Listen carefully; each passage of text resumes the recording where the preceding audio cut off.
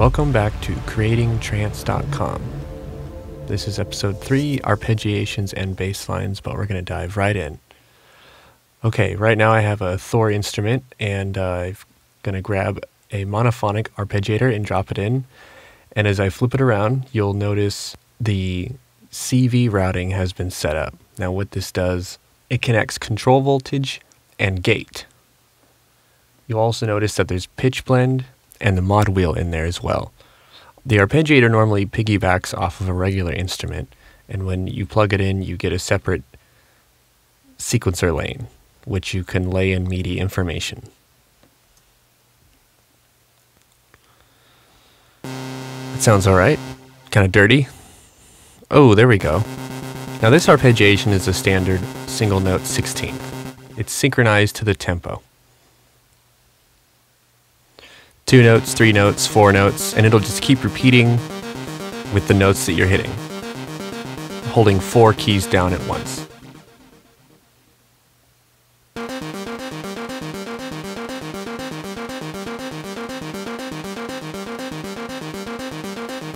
The mod wheel, though, always kind of something you want to start playing around with first to see if it works. The gate length will shorten or stretch out the amount of release per each arpeggiation hit. A lot of fun to automate that as well. If you go all the way to the top, it pretty much opens every single hit up indefinitely. It gets kind of muddy. Sometimes it sounds cool though. 2 octaves. These can get a little bit crazy once you start opening things up and moving directions. We'll set one to down.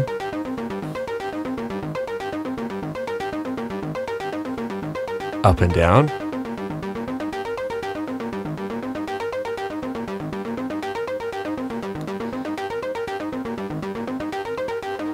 We'll change the sync rate, slow it down a little bit. Good for certain types of progressions and builds, background fills.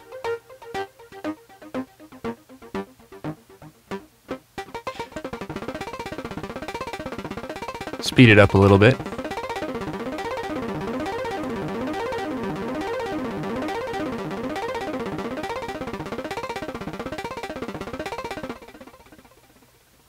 Pretty cool. Remember, you can automate any of those knobs in there to change throughout your mix. It's a lot of fun messing with an arpeggiator on the fly.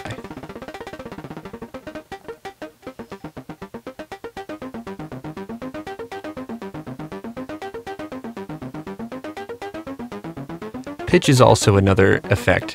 And you can see, again, like the mod wheel, I'm controlling it from the instrument. This is using the control voltage cables from the back, the yellow ones that I had talked about earlier.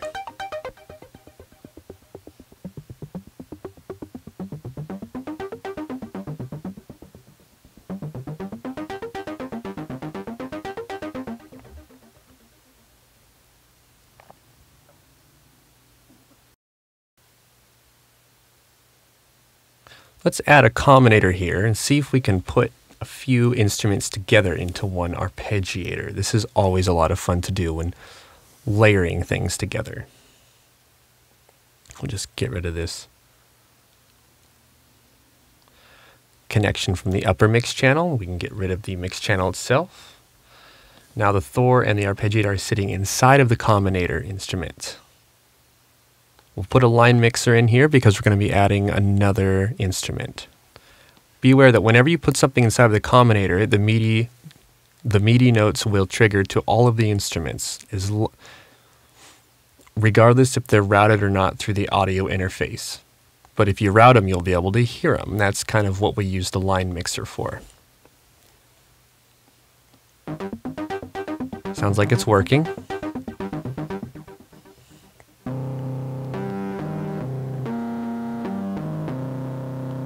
No arpeggiation on the instrument, arpeggiation on the arpeggiator. The combinator instrument still does kind of the same thing. It goes right to the arpeggiator.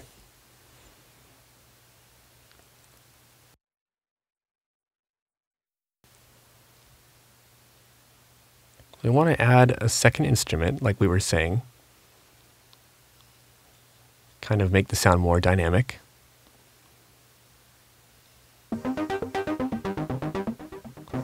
But all we're hearing is one hit. The second instrument is not arpeggiating. That means that we're going to have to split and route the control voltage, the gate, the pitch blend, and the mod wheel cables. We'll grab a Spider CV merger and splitter and set all this routing up. It's a little confusing at first, but once you do it a few times, you'll get the hang of it. You just have to do it slowly so you don't leave something unplugged or something connected to the wrong port.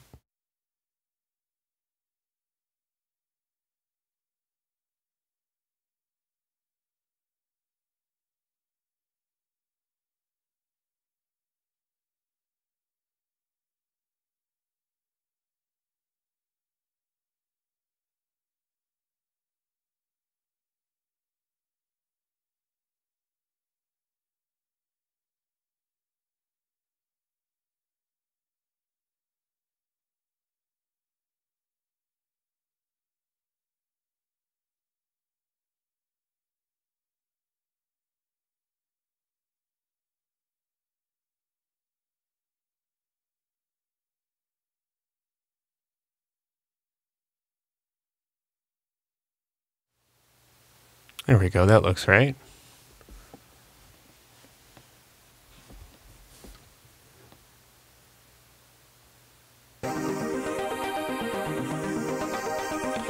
Ah, now the other instrument is arpeggiating. Pretty cool, right?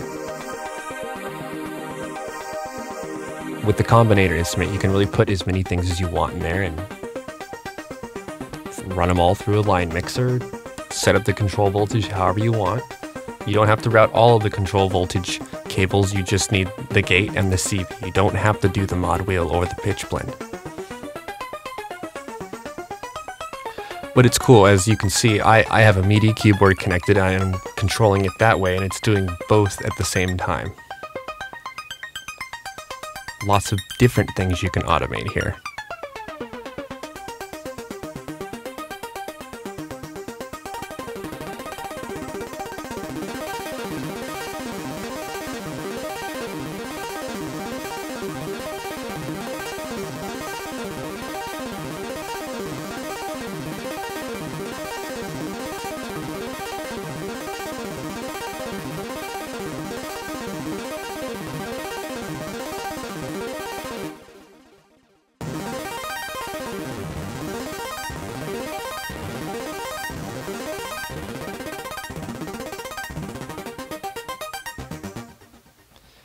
Now, if you don't want to sync the arpeggiation, you can do it freely. And there's a lot bigger range that you have to play with. Sometimes this is fun with different types of weird and wonderful transitions.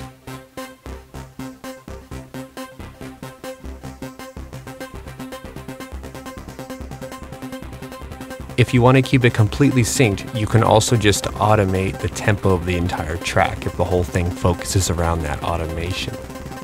It's also an idea that you can try.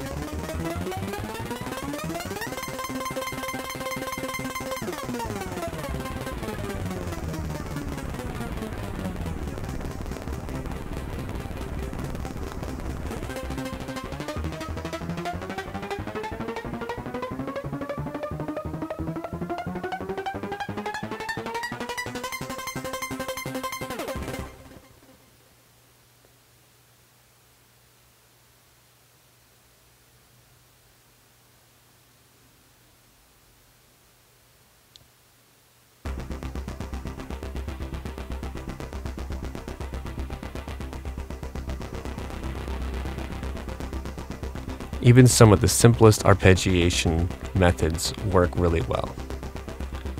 You can also turn a pattern on, adding and removing certain parts of the rhythm.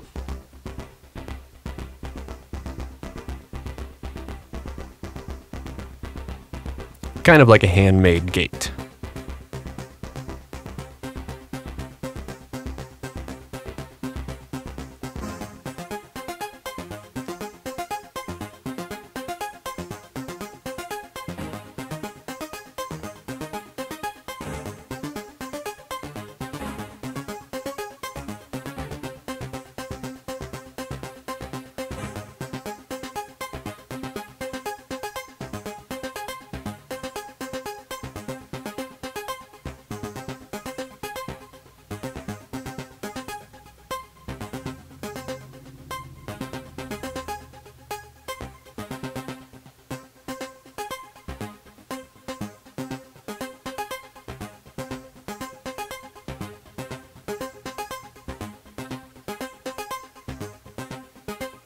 It's an interesting rhythm here.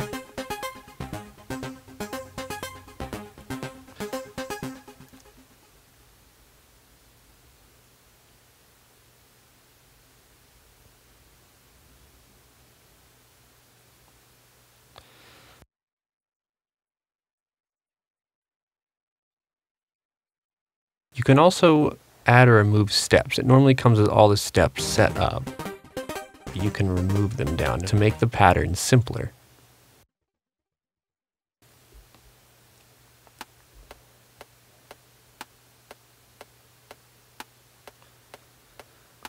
When you have a click track running, sometimes it's a little bit easier to define an arpeggiation that would sound really fun, if that's what you're basing the whole song around.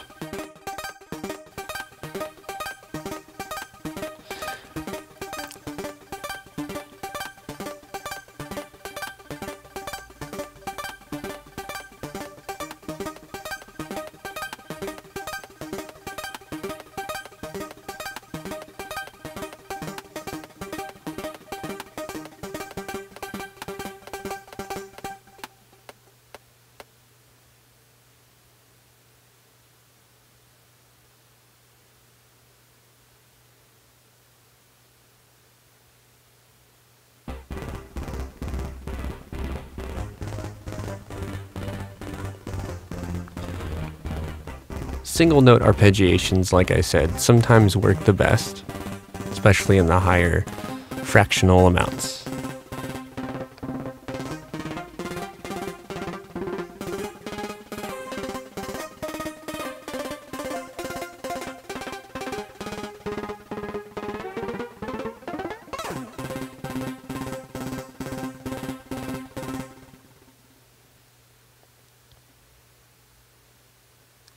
You can also shift the octaves on the fly.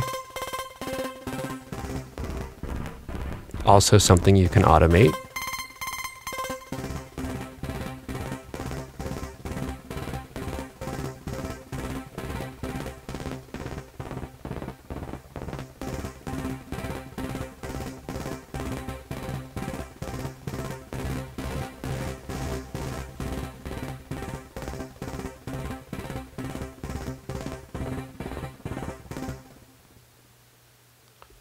All right, let's put a bass line together. I have a Maelstrom instrument here with a bass line that I found and that I like. And put a simple octave movement in. It's looping, so we can add a bunch of stuff to it as it's looping in the background.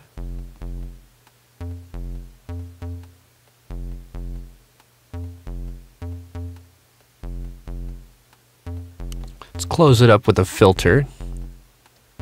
We don't need to hear the top end just yet.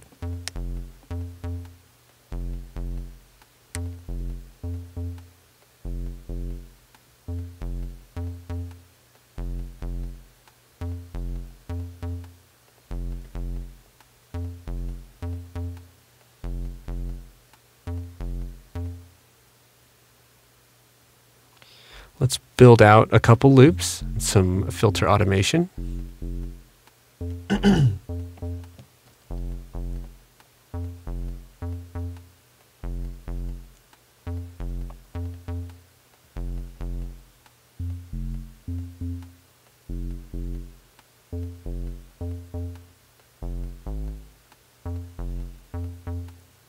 can hear how it progresses a little bit here.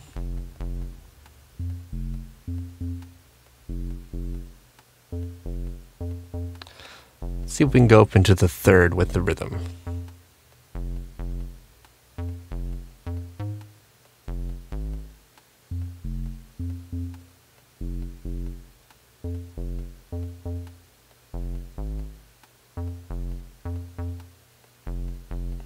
I'm going to set up a reverb effects here. A reverb effect that I can send the... I'm going to set up a reverb effect I can send the bass instrument to.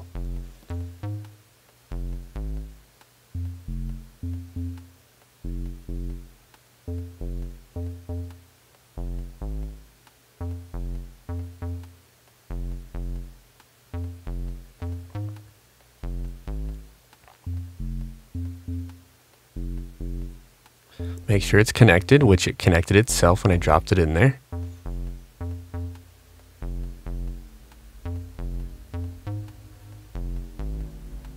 There we go. Add a little bit of character to the sound.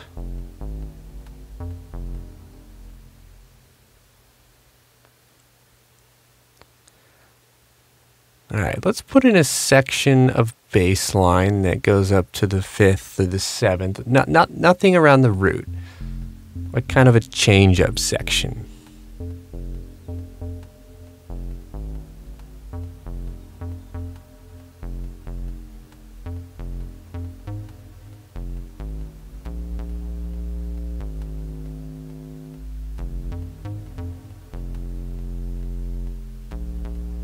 Pretty cool. Simple, but cool.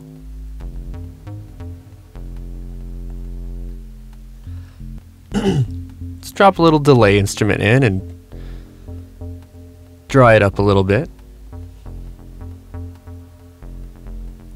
Adds a little bit more character to it.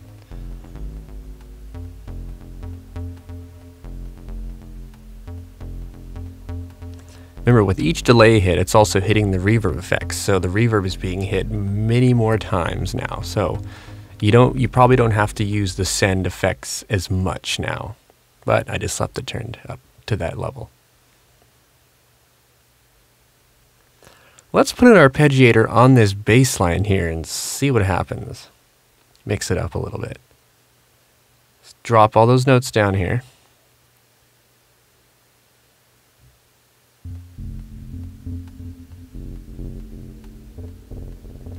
A little quick, let's slow it down a little bit.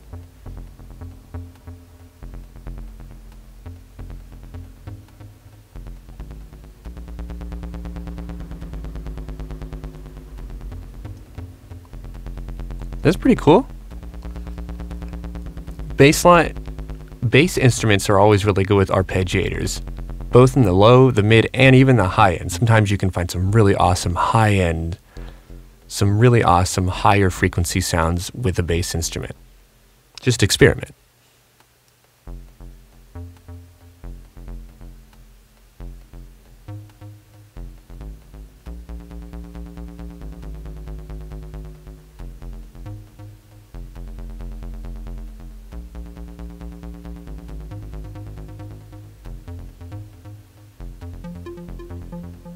Send it all the way up into 4 octaves.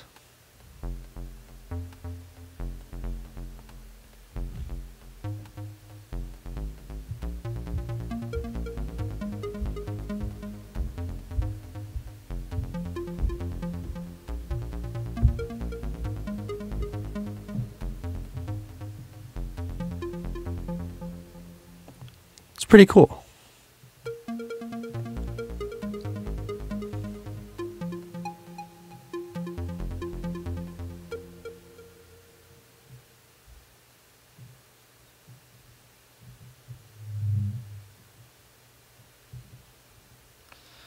Let's put a side chain on here and see what we can get out of it. And then we'll add a kick instrument.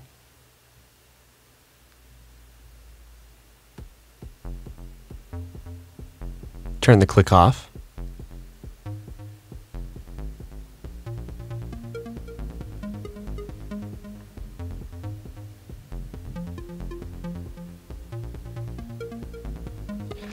The arpeggiator is cool, and especially with a bass instrument being attached to it, is that you can really cover the entire dynamic range of most of what you need out of a simple trance production. At this point, if you were to master this right, you could probably get it to sound pretty good on a big sound system. It doesn't take much with an arpeggiator that's moving up and down through the octaves.